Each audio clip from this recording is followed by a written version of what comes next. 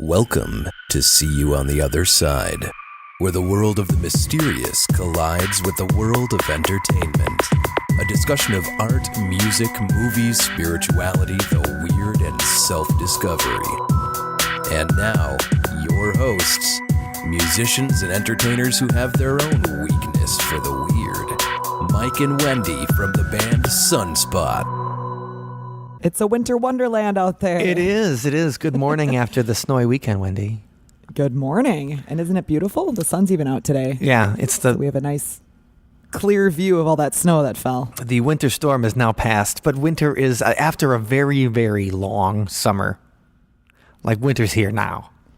Yeah, and I'm glad because everybody started putting up their Christmas lights and they look so much cooler with the snow on them. It does make it more cheerful. It does make it much more cheerful. And anyway, we hope everybody out there is having a happy holiday season, no matter where you are. If you're not in a place with snow, then, well, you're lucky. Yeah, especially if it's warm. Because the rest of us have to shovel our cars out today. So make sure that you enjoy and appreciate that every day because we wish we were there. Indeed. But you know, I would like to make a wish about something else today, Wendy. You would? What's that, Mike? Yep.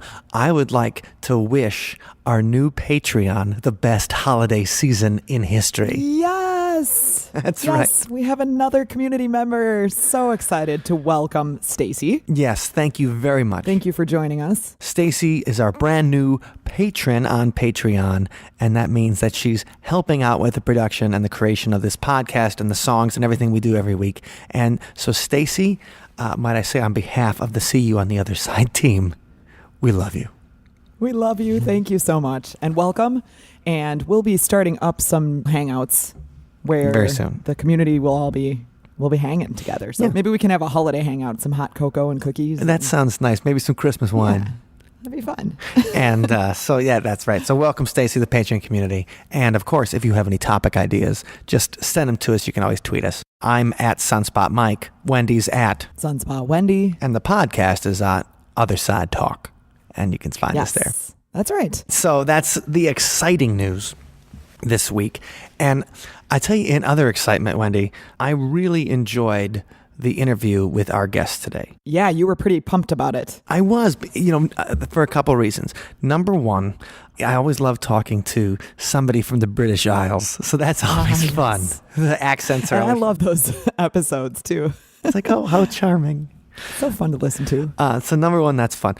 Number two, it's a topic that in 120 episodes we have not covered yet, and that's poltergeists. This is true. We've, of course, touched on it in several episodes. Yeah, we've brushed up against it. But we've never gone really thorough into the topic. Right. We haven't had to have full-on contact sport with poltergeists, and this week we take them on to it. So I was really excited about that, to have a poltergeist expert. So not just our own research, but somebody who actually wrote a book on poltergeist. Amazing. And I really love that he brought some new perspectives that I hadn't thought of.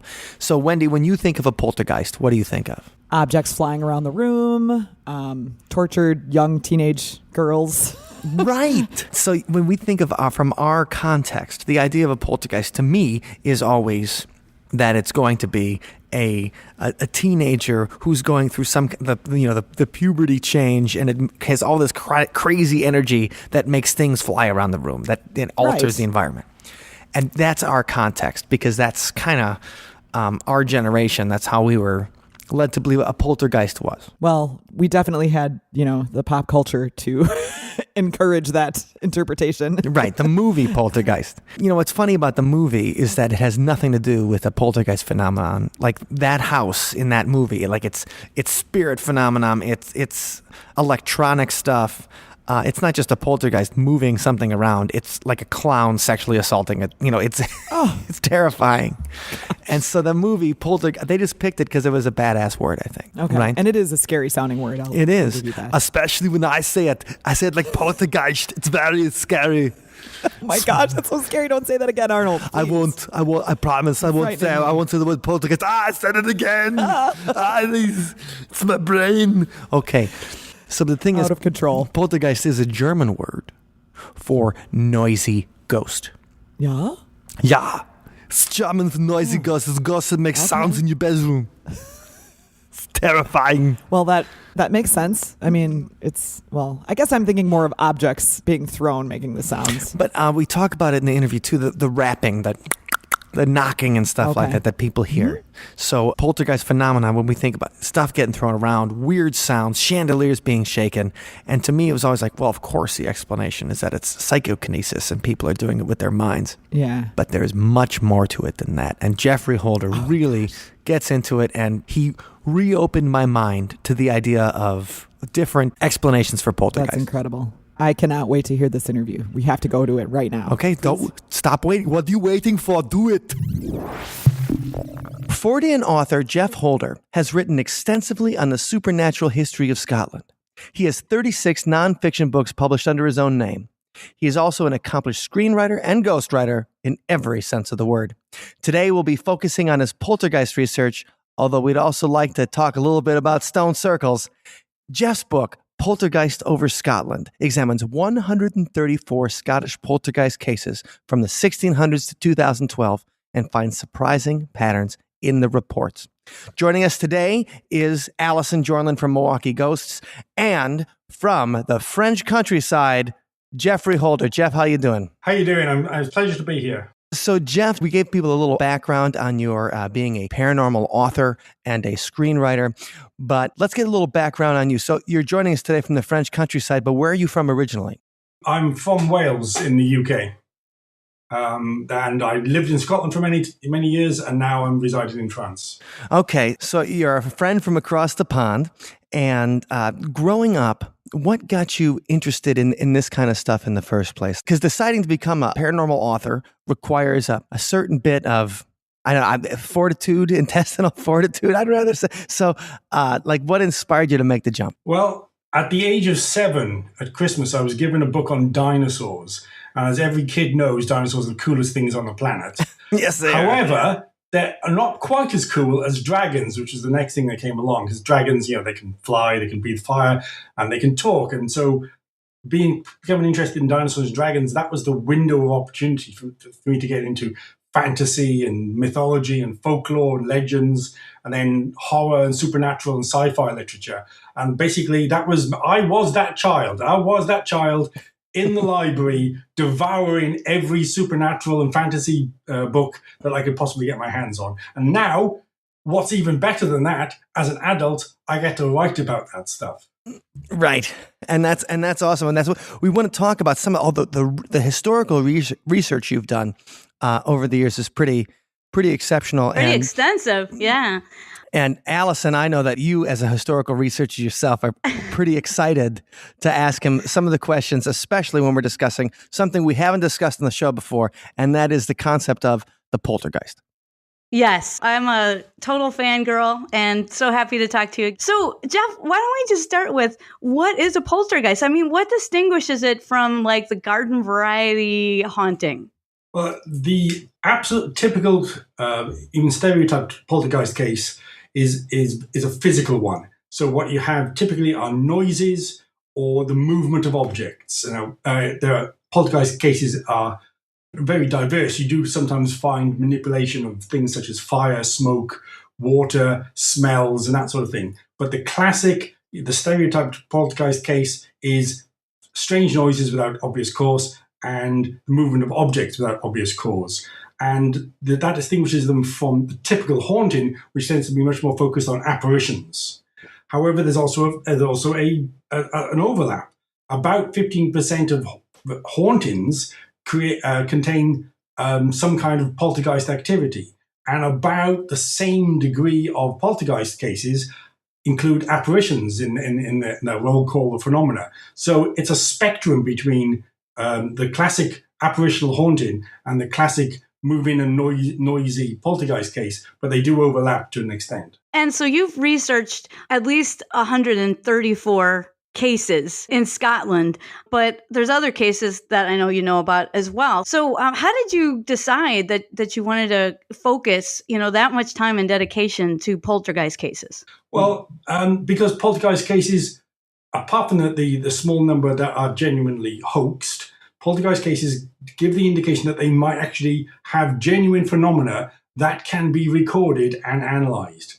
And whereas most apparitional hauntings tend to be people have heard or seen something and the evidence is ambiguous at best, poltergeist cases seem to give you something that you can get your teeth into, because we have recordings, we have multiple witnesses, we have the items that were moved around, and we have very, very, very detailed descriptions dating back hundreds of years, which are consistent all the way through.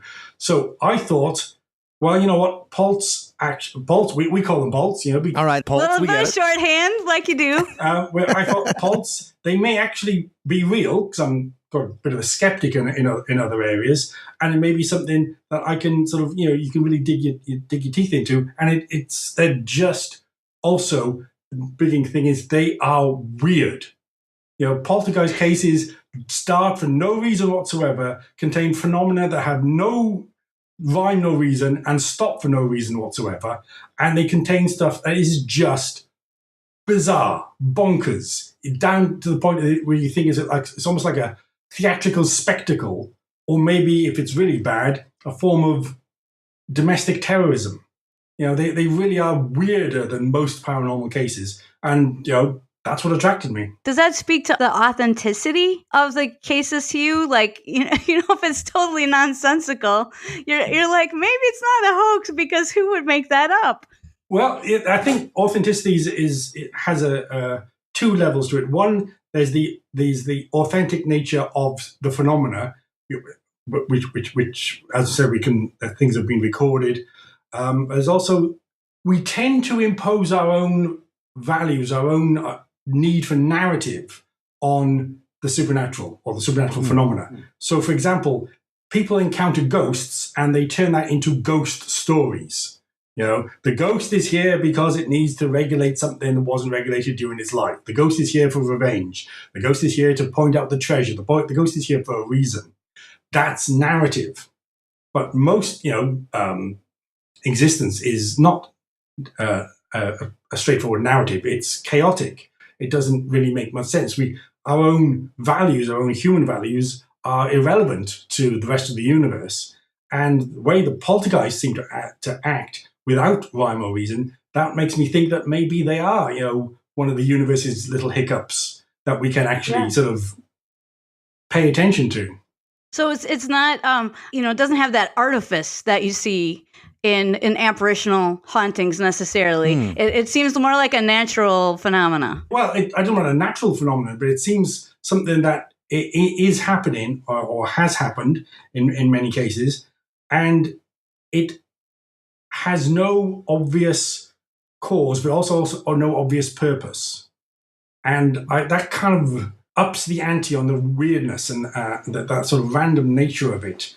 And because of that, I'm thinking, there must be something really bizarre going on here, because the amount of energy that a typical poltergeist expends, throwing things around, dissolving glass into sand, bringing up feces from the toilet, doing, That's nice. Creating bad smells, making meat rot, setting things on fire. The amount of energy is huge. What's it doing there? Why is it doing that? I have actually a kind of, a theory is too strong a word, a suggestion that poltergeists, if they, if there is some sort of external entity or that's powering them, that they're kind of like the really badly behaved neighborhood teenage boys of the supernatural. Yeah, they just want to make your life hell. Why? Because they can. Because they're just, badly behaved, badly brought up idiots. And I just like the idea that poltergeists are just. There's a great Scottish term called numpties, which is like ill-educated, badly behaved people. I just like the idea of poltergeists are numpties. Yeah, like supernatural numpties, right? Like supernatural chavs, I think, or they call Yes. it. So, Geoff, I think there's a couple of things that I wanted to kind of pull out from that. Number one is we're going to come back to the poltergeist as a quote-unquote adolescent in a couple of different places, I think. We'll return to that idea, and I like that you talked about the numpties there and the badly behaved tough guys of the neighborhood. But number two, as I'm looking over your shoulder, I see you have a 40 Times with Lovecraft on the front. And, one of the great themes. That's great radio, by the way. That's great radio. Right. But we all love FT. Our listeners know. What makes me think about that, though, is we're talking about this indifferent universe that we are trying to impose our idea of narrative and purpose on.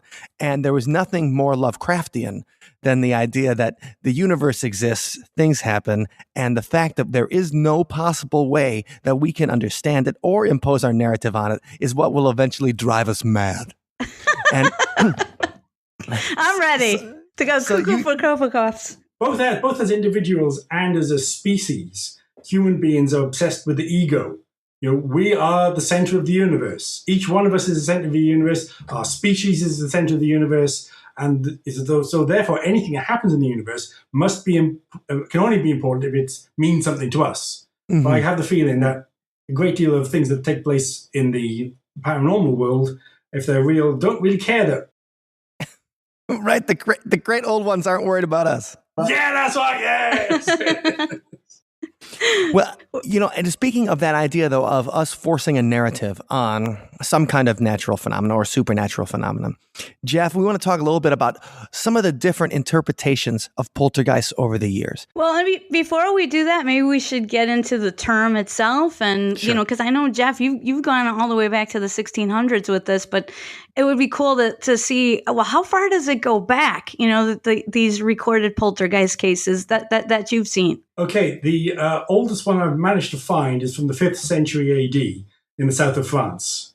And this was a typical poltergeist in that it was throwing stones at priests and making bad smells and making their life hell, beating them with sticks and throwing stones at members of the early church. Because they were members of the early church, they obviously thought that it was a demon. That was the evident interpretation. It must be demons, right. Because it was attacking Christians. And that interpretation as poltergeists as demons was probably the overwhelming interpretation right up until the early 18th century, I would say. Most cases, people ascribe them to demons. And in some rural parts of the world, they still do. And when did the word first come into use? The word poltergeist first appears in a German work in 1638, but it was popularized about 2 decades later by none other than Martin Luther, one of the great figures of the Protestant Reformation. Right. Luther encountered poltergeists on several occasions, and you find all these references in the books by him and the books about him. And he used the word poltergeist. And because Luther was so well known, because his works were so widely read, that word sort of spread into sort of common usage in German. It makes it into English in the 1830s, when a book published by a British paranormal investigator who was unusually for the time female. Yay! All right, that's fun.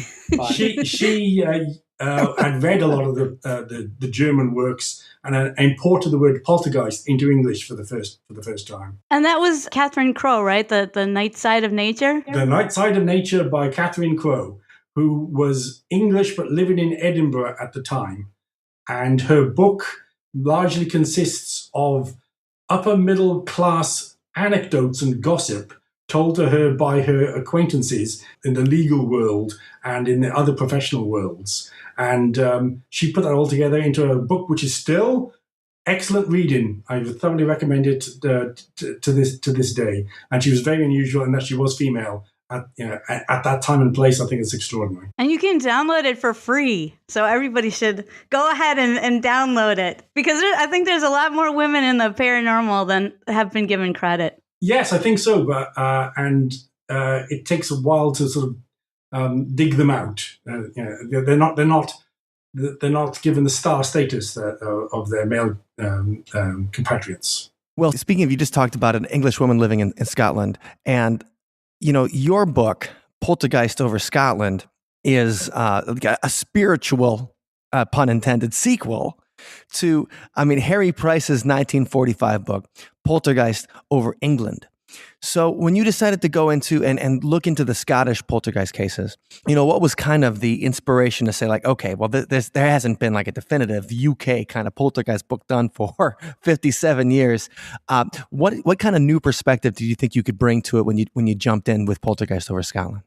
Well, firstly, I was living in Scotland at the time, so I could do a lot of on the ground research in libraries, archives, and locations.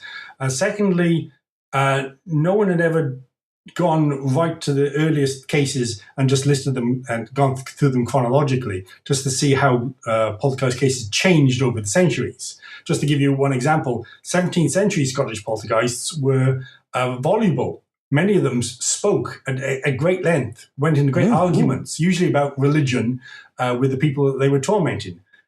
Modern poltergeists don't talk, although they do communicate via mobile phones or telephones that have been cut off or anything like that, or even letters arranged on wall, children's letters arranged on walls or by writing, but they don't talk.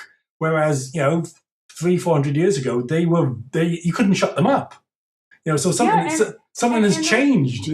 Those poltergeist cases are in the States too, like the Bell Witch. Yes. She was very talkative as well about scriptural things. It's always about scripture, yeah. And Geoff the Talking Mongoose, right? Could be maybe be considered a poltergeist from the Isle of Man. I'm not sure. The Isle of Man, which is off the northwestern coast of England. Wait, can we go real quick into Geoff the Talking Mongoose? I'm sorry. Let me just be the voice of the layman here. It's actually, I think it's Geoff the Talking Mongoose. It's a very complicated case. That's right. In a remote farmhouse on the Isle of Man, which is not the most populated part of the world, and the inhabitants and a number of visitors encountered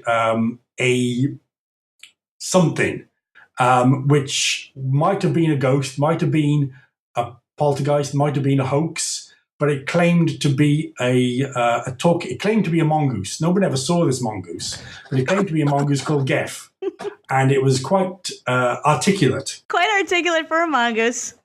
Right. Well, yes. And it's one of those classic cases that's never resolved. It might be a hoax, or it might be not a hoax. But anyway, but it also might have been a poltergeist as well, because when poltergeists do speak, I don't think they're very trustworthy. I'd trust a talking poltergeist about as far as I can throw a piano. Right. Well, and that's funny. You talk about the number one. I just think that's the dumbing down of society, that they used to talk in the 17th century, and today it's just children's letters. We can see that with the compare Paradise Lost to the Teletubbies, and then that's where we're going. Great. But also, the idea that you can't trust it, something's talking to you, that kind of gets into some of the explanations of poltergeist a little bit that people might have had at the time. Like you talk about the early Christian missionaries. They're seeing demons around every corner because they're trapped in a pagan world that they felt like was against them. But when you're coming up to like the 17th century and stuff, they have a different interpretation for poltergeist. And it seems that our friends in the world of the Fae, the fairies, was an explanation for. Can we go into one of those cases? Yes, of course. This is something you find across the British Isles and across both Northern and Southern Europe. The notion that the generic term of the fairies is to say non-human entities that live alongside us, often in a domestic context. That these were often the causal agents in what we now call poltergeist events. And so that the idea is that these, let me step back for a moment. If I have said the word fairies and what pops into your head is Tinkerbell, about 3 inches high with cute wings and that sort of thing, forget that completely. That is an invention of the Victorian nursery. That is a 19th century defanging of the original stories about fairies. If you go back to all the early stories, they're starting to be written down about the 16th century, the fairies are terrifying people would go out of their way not to meet a fairy. This wasn't cute folklore. This wasn't something stories told around the fire. People genuinely believed in these fairies and similar beings, and they genuinely feared them. And if you annoy them in some way, they could become so mercurial, so vicious, that their actions we would now interpret as poltergeist activity. And in the 17th century in Germany, there are at least half a dozen recorded cases of the household spirit called the kobold being insulted in some way. And normally the kobold would, look after the food and drink in the cellar, and it would be a sort of a benign spirit. But if the kobolds were insulted or they got into an argument, then they could even burn the house down. And we have recordings of a local mayor right now, a recorded document, a local mayor writing to the regional councillor saying, the kobolds burnt this guy's house down, but he's made it a really, he's got a rapport with the kobolds now, so he's rebuilding his house and all's going to be fine. So now you can laugh at that and say, well, that's from an earlier age, when people genuinely believed in these things. But there's a case from England in the 1970s, an extraordinary case where a family moved into a house and they were told by the previous occupants that don't be surprised if you find little jobs have been done for you. That the apples will have been gathered in, or the washing up will be put away, and the new occupants are, what are these people talking about? They're just crazy. Right, that's crazy. Yeah, but then they found exactly that happening. That small jobs would be done, and the humans in the house hadn't done them. And unfortunately, this got a bit wearing for the individuals, and the woman in the household actually had a verbal outburst against these invisible, we call them fairies for the sake of an alternative word, and she had a go at them verbally, and that within minutes a full-on poltergeist attack took place. Some people just don't know how to appreciate a good thing when they've got it. Food was immediately spoiled. Things were flying around the place. Stuff came up from the toilet. They were attacked by their own bedclothes. It was so terrifying that they moved out and never moved back in. Well, being attacked by your own pajamas, that would be a thing where I would be terrified of, when you're afraid of something that should be fleecy and comfy. Yes. But that's great, though. I mean, the idea that, and we go back to the kobold, and any of you Dungeons and Dragons players out there, you're obviously going to be familiar with the kobold, because when your first level character, that's the first monster you fight. So know that those little creatures that made it into our fiction and D&D and everything, they have some kind of historical basis in legend. And that's super fun. The idea that there's this household spirit that can help you out. Or, Iceland has that a lot too with their elves. And Hawaii too. Yeah, that's right. The belief in elves in the very modern, technologically sophisticated nation of Iceland, that belief level is very, very high. It's just normal to believe in elves. And they don't think there's anything bizarre about that, because the elves are real. It's self-evident that the elves are real. Therefore, why would you think that was strange to believe in them? And aren't most of those people over there atheists? Yes, that's right. This is one of the curious things that there are very few Christians or other adherents of other religions in Iceland. But that's one thing, and the belief in elves is something entirely different. Elves are just there. It was really funny. I went on a haunted tour in Reykjavik. It was supposed to be a ghost tour, and the guide, he had a real low voice and an Icelandic, like Nordic kind of accent, and he's constantly smoking the whole time too. So it's very European. But I'm sitting there, and he's like, well, most Icelanders are atheists, so we do not believe in ghosts. But we took a psychic around, and so the stories just came from a psychic, because there was no way that a regular Icelander would believe in ghosts. Oh, yeah. So they had to get the stories from a psychic, and that just made me laugh. And it's like, but I just went on this bus tour yesterday, and all they could talk about were the damn elves running around the countryside. So it just, that kind of cognitive dissonance is interesting. And also the idea that we had this before.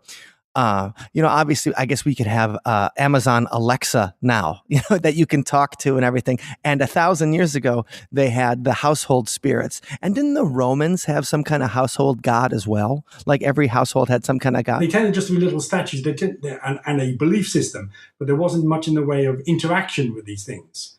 But once you get to the Middle Ages, you find in Spain, Portugal, Italy, Greece, the Balkans, Switzerland, France, the UK, Scandinavian countries, Germany, Russia, all of them have names for this household spirit, for the fairy, whatever it is. They all have different names, but they're all effectively the same thing, which is you can coexist with them, but just don't get them knocked, because bad things will happen then.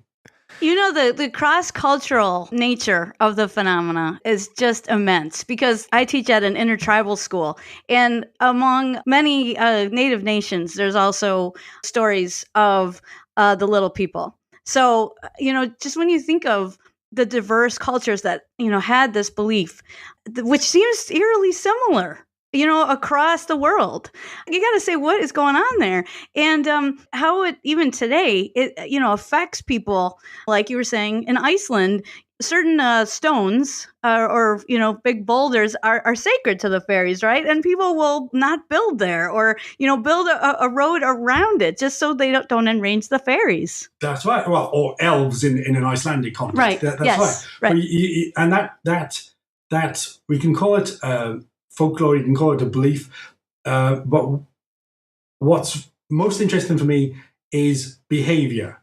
So it's all very well sitting around telling stories, all very well going, oh ho ho, aren't these things bizarre, or isn't folklore strange, or isn't it wonderful? It's when it changes behavior, when you don't go and knock over that rock because that's where the elves live, if you're in Ireland, you cut off a corner of your house so it doesn't get in the way of a fairy path. It's behavior that I think it's really important. When belief in the supernatural or paranormal or whatever it is affects people's behavior, so that it inconveniences them in some way. They have to spend money or time or effort doing something that appeases the supernatural world. That's the thing I think is really, really interesting. Yeah, I agree with that. And one thing I was thinking about that as we were talking about, Allison, you just talked about sacred stones. Yeah, that's what we're going to get into next. Right, and that's what I kind of wanted to bring out, because we're talking about the fairies and the relationship to sacred stones. And we want to just ask you a little bit about stone circles, Geoff. Like what kind of is because the UK is like the world's hotbed of stone circles, isn't it? That's right. There's 900 stone circles in the British Isles, which is the world's largest concentration. And you wrote a book about it, right? Oh, yeah. I wrote, gosh, Alison, I'm glad you said that. Because we'd all forgotten, right? Yes. No, I wrote a book called 101 Things to Do with the Stone Circle, which is a slightly jokey, slightly serious book with 101 chapters, each of them detailing what people have thought about stone circles or believed about stone circles or done with stone circles, stretching back from the Anglo-Saxons right through to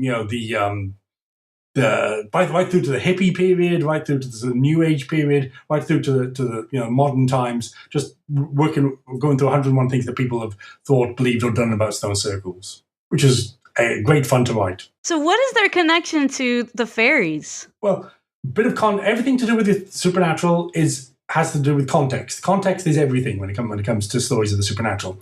And the context here is that from the late 18th century to the late 19th century, Great Britain industrialized very, very quickly, which meant that people moved from the countryside and went to the cities. And when that happened, that way of life was lost almost forever. And this is this period when you have these educated middle-class people like vicars and teachers and people like that, taking an interest in the folklore of the country people.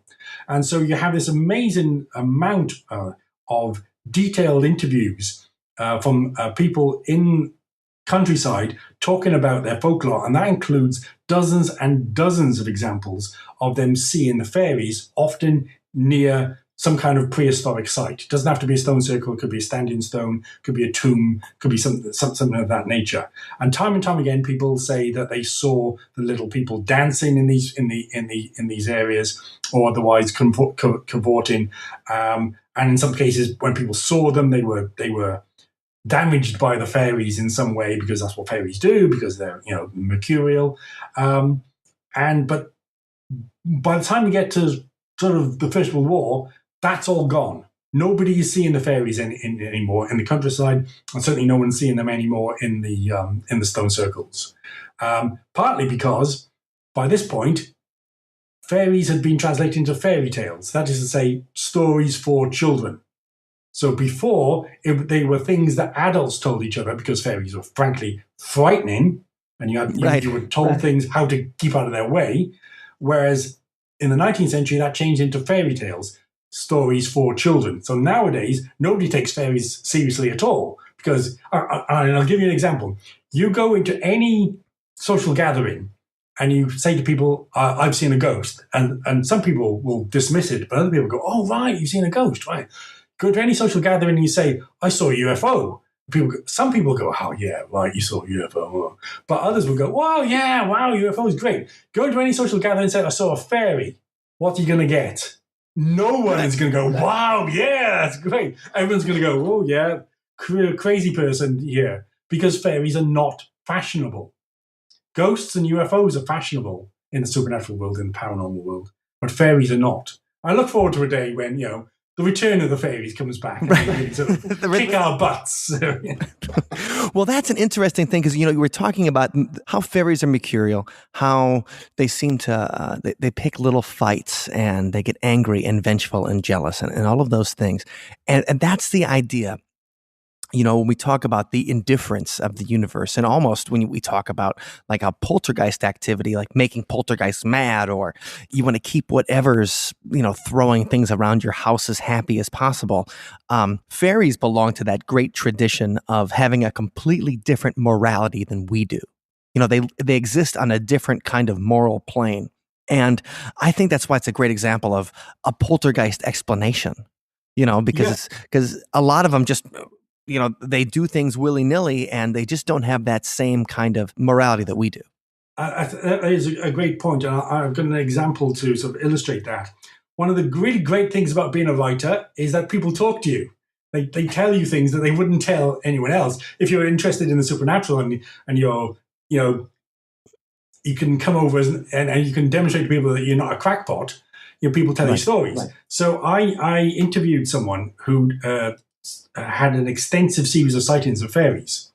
This was somewhere in Scotland, and both she and her partner saw these things, and they weren't humanoid. They were made out of sticks or bits and pieces, and they weren't humanoid at all. And she got the sense that they were other. This is the word she kept using. They were other. They weren't like us. It was like communicating with ants or something like that. They were just like, they were from and he said they had a completely different moral universe. And that was what I think probably what made the original fairies very scary. If you look at a lot of stories about encounters with fairies, you find that the same fairies on one day can give you a boon, and the same fairy the next day can make you blind, or take your child, or give you a hunchback, and that sort of thing, for no reason. Because they exist outside our normal moral plane. They're just other. And I think that's really a useful sort of distinction. Right. And nobody wants to hang out with the fairies, because it's like if you watch a movie and you're like somebody's hanging out with a psychopath or something like that, right? Or think about Alfred Molina's character in Boogie Nights. Like, sure, he's fun and everybody's offering coke to everybody, but then he gets the gun out and all of a sudden you realize he's just a guy in underwear wearing a robe who's crazy. But okay. And you don't know what set them off. And I think that, that's sort of, that I was really struck by her insistence that they weren't just non-human, they were ahuman. They were just from a completely different moral dimension. And that what makes them really scary, because that means they're just indifferent to us. And they're so foreign that we can't understand them. We don't know how to communicate with them. Yeah. Well, maybe that's a good thing, you know. I don't know if they're that. From our perspective, you might regard them as malevolent. But I think from their perspective, it's just that we're irrelevant. Right. That's a good way to do it. Yeah. And, what I think is interesting there, though, too, is we connect that to in a lot of older belief systems. The universe itself is when we talk about indifference, we are irrelevant and things like that. And you think about the Greek gods, like Zeus blesses you one day and then knocks up your wife and takes the kid the next day. And like all of those things happen. Oh, those gods, the stories I could tell you, honestly. Yeah. Right. And how, the fairies seem to operate on that same kind of level. And poltergeists seem to operate on that same kind of level. And you were saying before how they are the bad boys, the scary hoodlums of the neighborhood. And we talk about poltergeists as adolescents. We talk about our modern interpretation and how we think of it. At least, I remember growing up and hearing about poltergeists on TV and stuff, and it always seemed to try to connect it to some kind of psychokinesis, i.e., moving stuff with your mind, i.e., the Force. Some kind of psychokinesis associated with teenagers, and particularly teenage girls. When's the first time that we kind of get that perspective of the explanation of, well, it's a teenager being able to move stuff with their mind? I was saying earlier about everything with the supernatural is about context. Mm-hmm. And this is another example of that. The idea of the generalized idea that poltergeists are caused by individual human agents who typically are disturbed adolescent young women is very much a construct of the post-Freudian world. So from the 19th century, people were looking at, they moved away from the idea that demons were doing it. They moved away from an early idea that witchcraft was doing it. Ghosts were regarded as a possibility. Fairies had fallen out of fashion. Maybe some of the cases were hoaxes, but then what happens is that this new world of psychiatry starts to enter into the world of the supernatural. So previously, people who investigated it had been the psychical investigators, many of whom were highly educated but effectively amateurs in various fields. What happens in the early part of the 20th century is that the professional psychiatrist and psychologist enters into this world, and they change the name because it previously used to be psychical studies or something like that. The Society for Psychical Research. And it got changed its name to parapsychology, and that is a very telling term. Psychology meaning to do with the human mind. So what you see is a shift. It's almost like a paradigm shift that takes place in the early 20th century in this post-Freudian space, where people are looking at poltergeist activities and saying this is connected to the human mind in some way. Therefore, we will use the word parapsychology, because the great thing about parapsychology, it doesn't have any hint that there might be, like poltergeist, the word poltergeist includes the word geist or spirit or ghost, a discarnate entity. Parapsychology doesn't imply any discarnate entity. It's all about it's happening inside our craniums, and we're externalizing it. 1938, a very influential book gets published, which categorizes a lot of these poltergeist cases up to now and takes a very psychiatric post-Freudian approach. And that's really when it becomes embedded in our culture. And it's reinforced by a number of very well-known, very well-researched poltergeist cases from the 1950s and 1960s, all of which were researched by psychiatrists and given the interpretation that the causal agent was a disturbed teenage girl. And I think that's interesting, too, because, first of all, we're talking about the Freudians. There's nothing more terrifying to a Freudian than the sexual awakening of a female. That's they're like, oh my God, like this is something we can never understand. Got to do something to tie her back down. Right, she's hysterical. So I mean, that idea that they're tying this into this massive outpouring of energy that happens when someone enters puberty, and this the crazy quote unquote hysterical energy. So I mean, I think that's an interesting interpretation, number one. But to tell you the truth, if somebody told me about a poltergeist and they said they thought it was fairies, I'd be like, well, you're crazy, right? Like we were just talking about, like you're at the party and you're like, well, I saw a bunch of fairies. You're like, sure you did, buddy. But if you said like, my younger sister, when she turned 13, like sometimes the chandelier would shake, or when she'd get angry and storm off to her room, then like a couple of plates would fall off the table. I would find that completely believable. But at the same time, realistically, it's just as possible that a bunch of fairies got mad for her and threw it. And just as impossible, we don't have any more evidence for either side, right? Yep. And I love how you've put it in context, Geoff, that first we started outside the head with the other, and now we're solidly inside the head. That no, it's all in your mind, and we're adding in the kind of chauvinistic aspect as well. That it must be due to those hysterical females.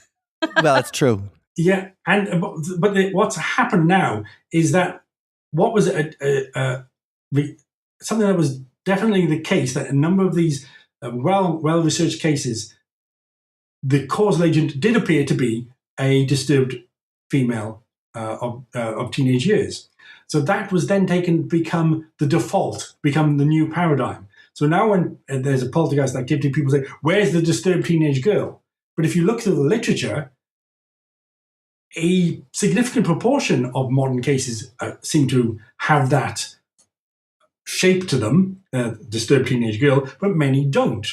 Some of them are dealing with male teenagers. Some of them dealing with male or female adults. Some of them are dealing with older adults. Some of them are dealing with, they seem to be focused on different members of a family at different times. In some cases, there seems to be no focus whatsoever. So although the notion of the disturbed teenage girl is useful, the idea that it is the be and end all is just another dead end. It's just a way of dismissing something. Yeah. The pattern doesn't support it. No, not. There's no one explanation that can be applied to every poltergeist case. Absolutely not. But what you do get is, probably in terms of numbers, you probably look at it, maybe a quarter to a third do seem to center on a disturbed adolescent or a young woman between the ages of 11 and 25. That's typically the case. But that's not an explanation, you see, because no. The other cases, there is no one like that present. So there must be something else. But it's become a default where people go, oh yeah, it's poltergeist. It'll be that, that teenage girl having her puberty problems, and we can just be dismissed without further thought. And in 25 years' time, we'll have a completely different paradigm. Once we manage to establish communication with poltergeists, obviously that's going to happen. Yeah. Well, the paradigm I'm thinking that it's in 25 years' time we're going to go back to is vampires. And so this is something I'd never heard before, is that poltergeist activity has a relation to vampiric activity in Bulgaria, is it? That's right. This comes about from a book published in the 19th century by a couple of British chaps who spent some time in eastern Bulgaria, which at the time was kind of like the end of the world in terms of, if you look at it in terms of Western civilization. And Sure. They spoke the local language quite well. And they weren't actually they weren't vampire hunting. They were there to shoot defenseless animals, and because they were British upper class types aboard. But right, they were entitled to it. Yeah, that's right, they're entitled to it. But what what intrigued them is that their landlord was the son of the local vampire, and so that enabled them to sort of find out further about this. And what they discovered was a mythology that is completely at variance with what we tend to think of as being the vampire. Now, the vampire as a creature of mythology, as a creature of literature, belongs to the 1830s.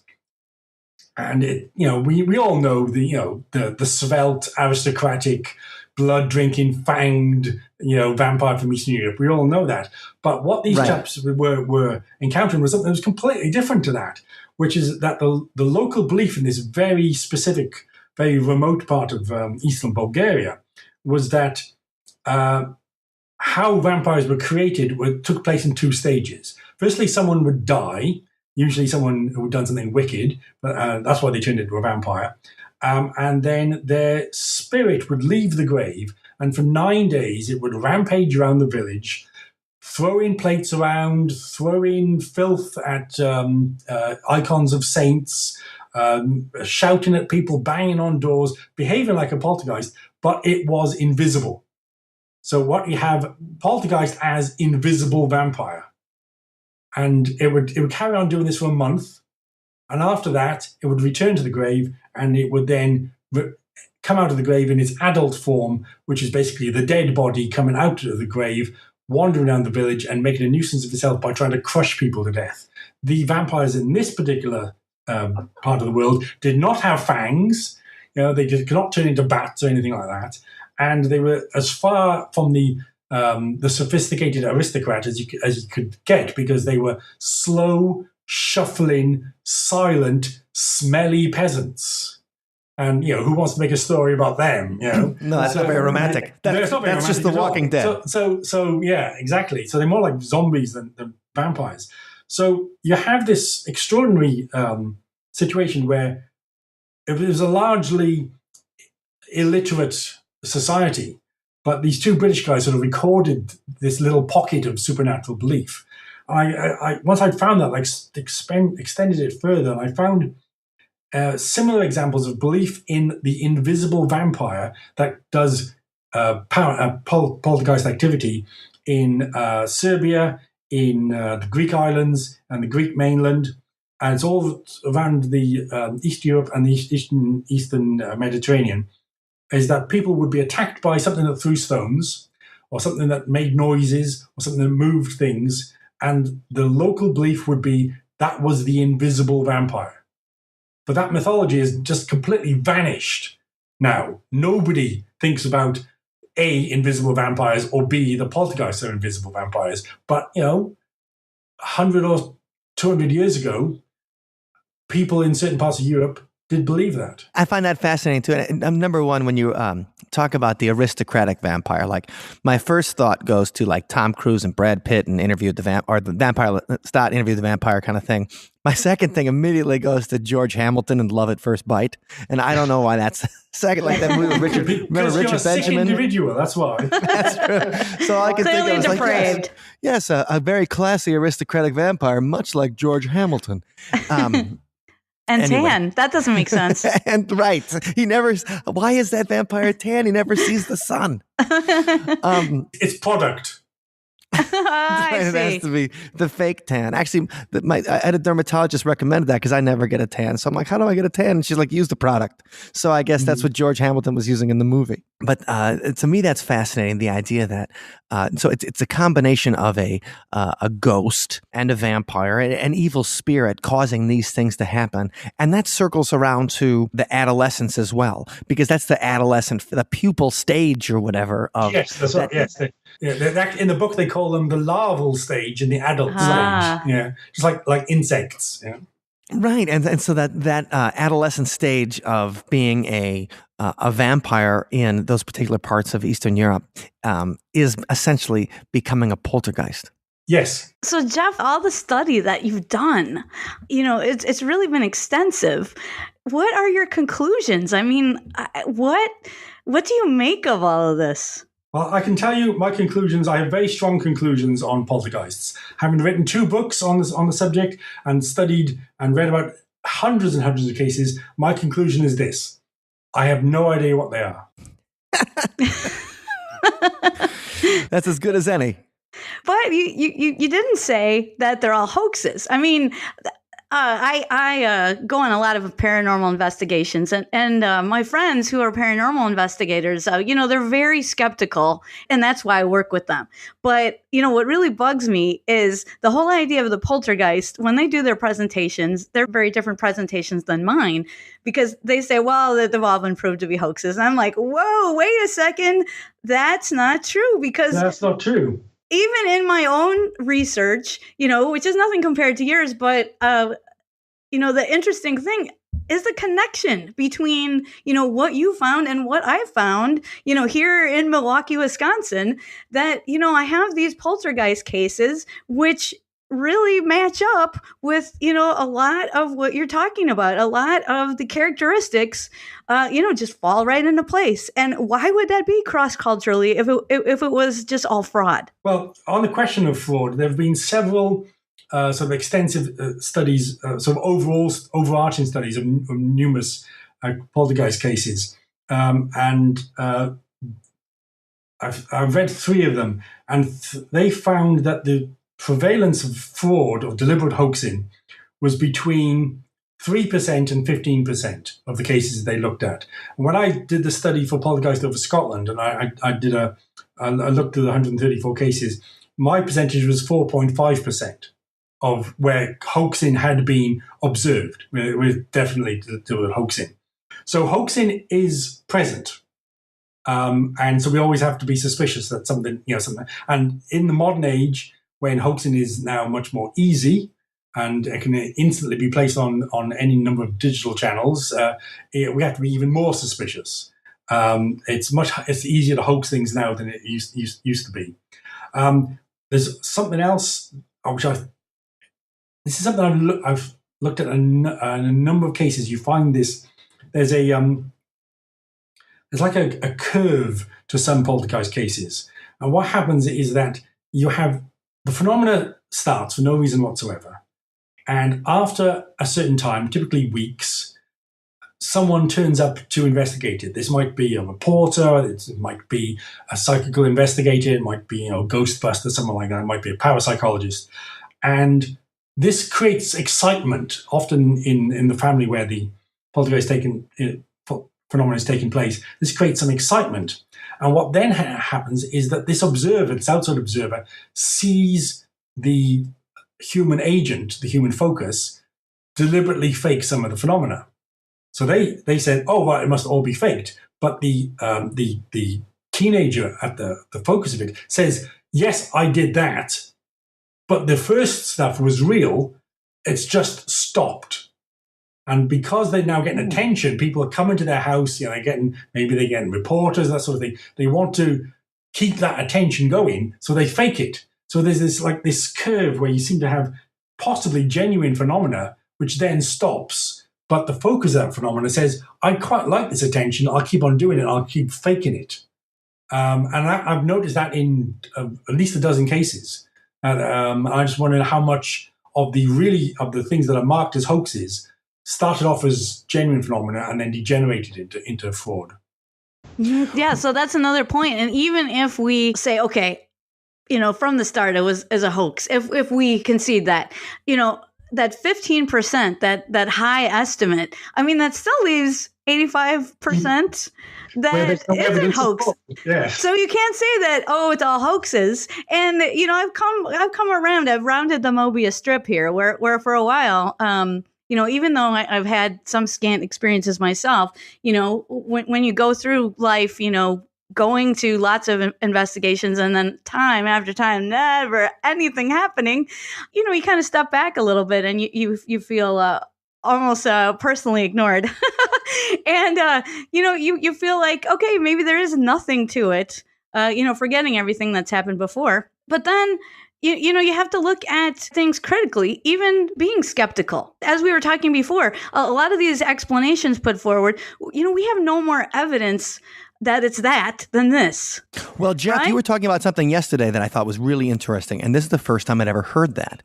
And that was when people had recorded knocks. Yes. From a specific poltergeist activity. And now this is something we talk about, something you cannot hoax. So tell us a little bit about the knocks recorded and why you find that compelling. a number of poltergeist cases last for an extensive time.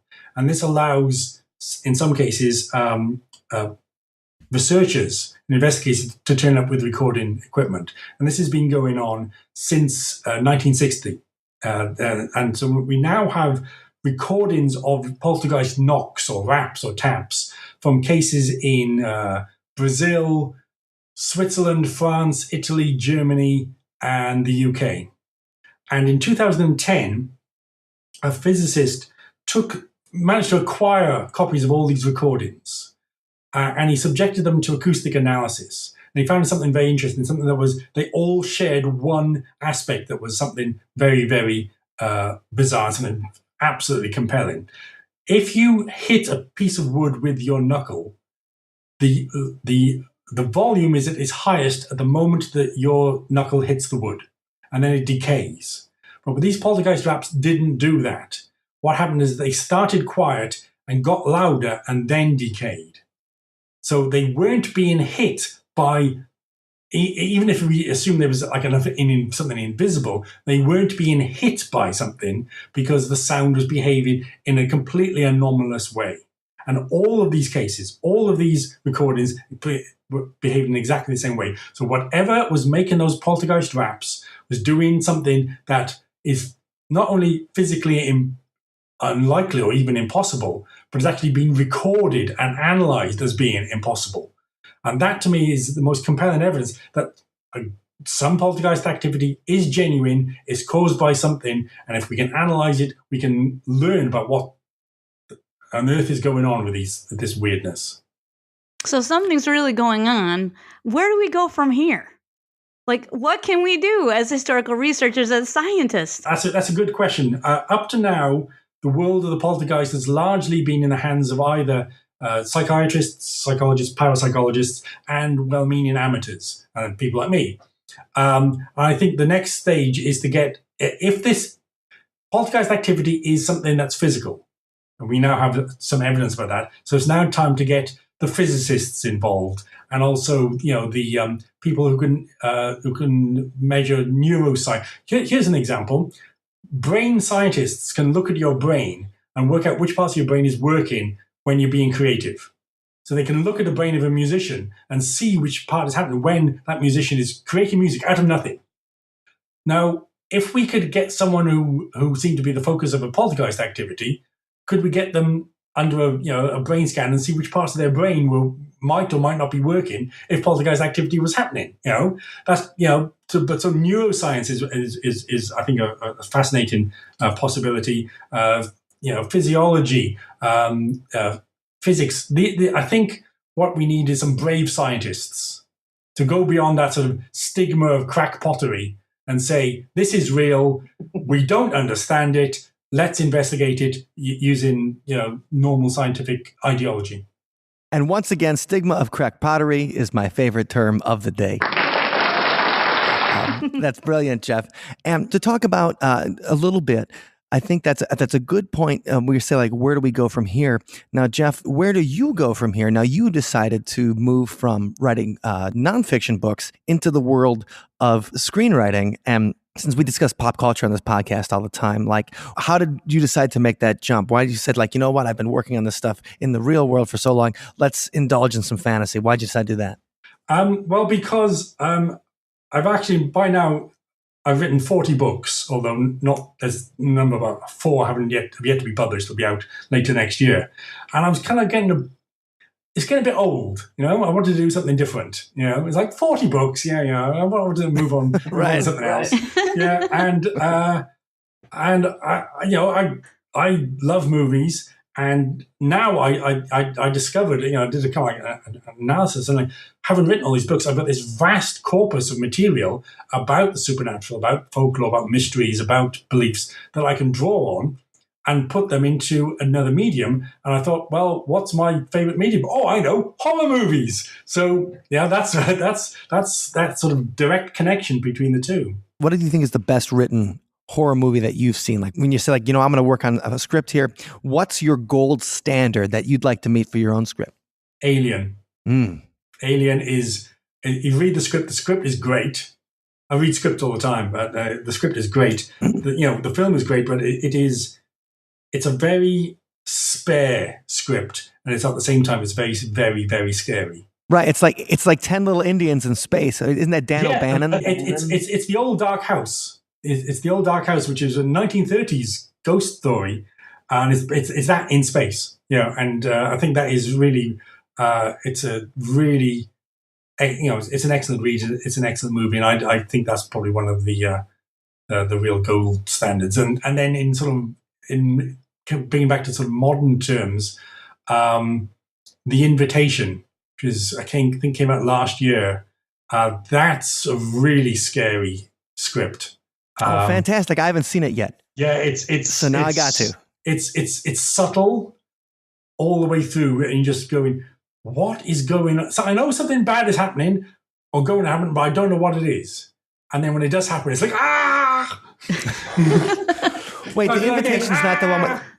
The Invitation's not the one with the Fae, is it? No. The Invitation is a dinner party in Los Angeles. Oh, okay. All right. Yeah, I just wanted to make sure, because there was a specific well-done fairy film that came out last year. Allison, we saw it, didn't we? Yeah, you're thinking of The Hollow? The Hollow, yeah. And that... Yeah, that's right, yeah. So there's lots and lots of great movies out there in the horror genre.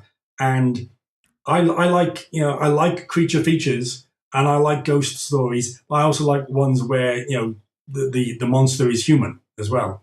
I'm looking forward to seeing one of your scripts produced, because I want to see a real historical research perspective done, because I think there's nothing that makes a horror film more exciting than when they have really good research done, as in the original Exorcist. You really do feel like William Peter Blatty did his work. And if you watch a recent film called The Witch, which is set in colonial America, it's so authentic. And that authenticity makes the scares that much more frightening. Do you think there's a movie or a TV show that's captured the poltergeist phenomenon well? I know not the movie Poltergeist. I'm not. Nothing's coming to mind immediately. I have to say, and I think the reason for this is that movies are narratives. They're stories, and the poltergeist activity is non-narrative. It doesn't make any sense. It starts, continues, and stops for no reason whatsoever. And what we want with our ghost stories is a story. We want purpose. Why is the ghost here? Why is it doing this? Why is the demon here? And poltergeist activity that doesn't make any sense. It's kind of hard to convey that well unless you have a kind of persistent human victim all the time. But even so, the audience is going, well, why is that happening? Whereas in real poltergeist cases, you have no idea why this is happening, but these things will come about. But on your point about sort of seeing my stuff, it takes years for a script to get made into a movie, and I'm now, having spent the last 2 years in this world, I'm now amazed that any movie gets made because there are so many obstacles in the way. And this is the point where you tell me that your uncle is a film producer. Right. Yeah. We forgot to tell you before, Geoff, that he gives me green light authority is the other thing too, which is amazing, because the most generous man. I think it'll be perfect, though. So it seems like you're the guy to give us a great representation of poltergeist activity in the world of film, and I can't wait to watch it. And so if people want to take a look at your books, maybe get a gander at what kind of screenwriting you're working on, where's the place that they can find you on the web best so that they can learn more about you and your work? It's my website, which is www.geoffholder.com, and Geoff is Geoff. So it's geoffholder.com, simple as that. Okay, and if they want to buy one of your books, is it best to buy it from Amazon, or can they buy it from you directly, or what's the best place to buy your work? You can click on links on the website, which will take you to my Amazon page, or you can go directly to Amazon. And there's several pages of me on Amazon. Just look up Geoff Holder and you discover all sorts of wonders and marvels. and we encourage you to pick up some of Geoff's books because they're fascinating and a really exciting and brilliant voice in this kind of world. And we're so glad you came on. So, Geoff, thank you very much for joining us today. Thank you very much. Well, that certainly was fascinating. Yeah, we're going to have Jeffrey on again because he's got so many books that it's nice to have like an expert on call. Yeah, just incredible. Right. He's our Welsh expert located in France.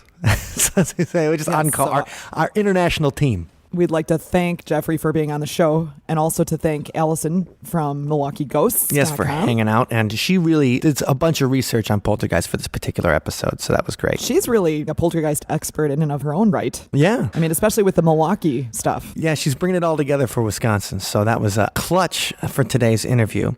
And definitely.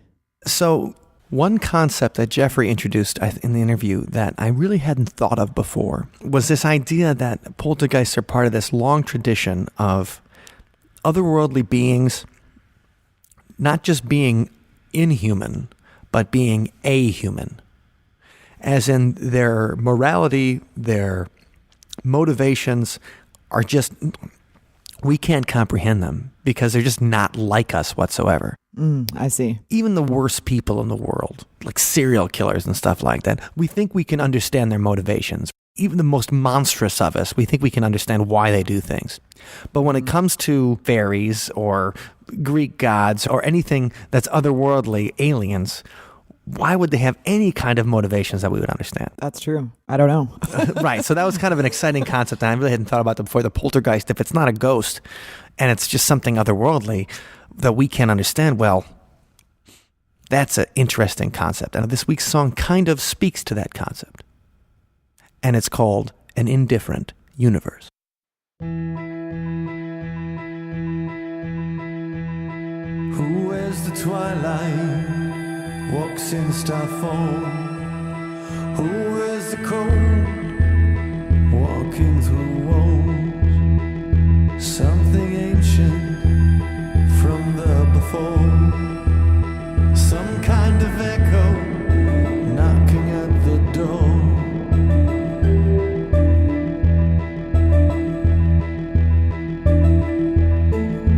They can save us, they can destroy every human, some kind of toy, explaining power you can't understand. The never knowing will drive you mad.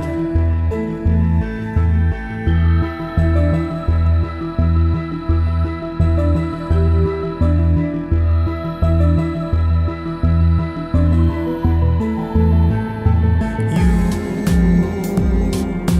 me, all reality.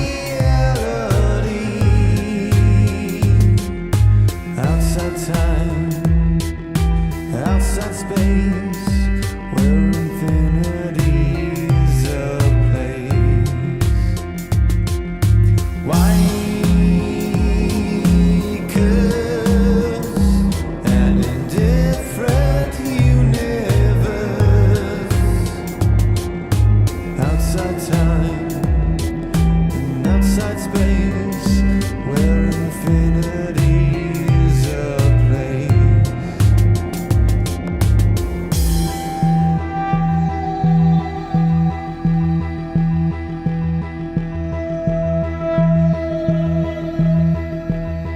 Who wears the twilight, walks in starfall? Who wears the cold, walking through walls? Something ancient from the before, some kind of echo knocking at the door. They can save us, they can destroy every human, some kind of toy, explaining power you can't understand. The never knowing will drive you mad.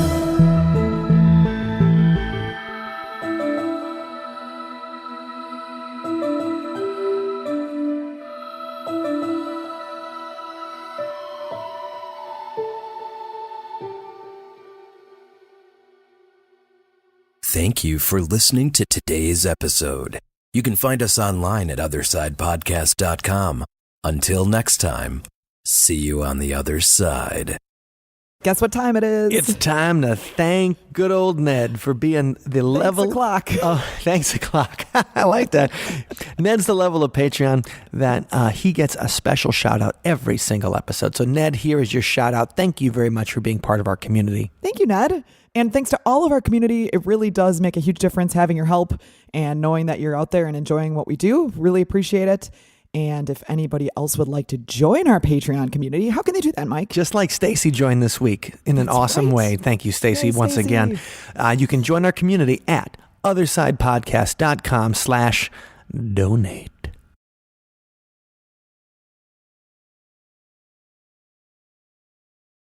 Poltergeist, it's very scary. Just bizarre, bonkers, down to the point where you think it's almost like a theatrical spectacle